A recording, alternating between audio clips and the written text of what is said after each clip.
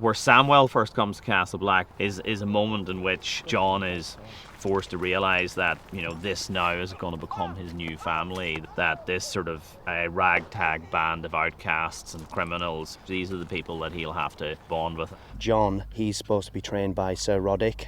He's had a military training, military background, so he's been brought up with that straightforward fighting style of no mess, no business. So you try and make the other lads a little bit rough around the edges and a little bit clumsy and slower. We didn't have much time to learn the fights, you know, so it was quite tough going to remember all these moves and try and look like you're an experienced fighter. You start them off on wooden swords, nice and steady, and then they'll progress to the rubber swords for the scene if it's a heavy fight scene, and then judging on their level of capabilities, we move them onto aluminium swords to get the nice feel and look. It was physically very hard, quite emotionally very hard as well, but I think it had to be if I was to feel any kind of connection to it. There's no point in me being padded up and hit with cardboard swords and don't feel anything. So I specifically asked that it be, I regretted it later obviously, but I specifically asked that it be uncomfortable.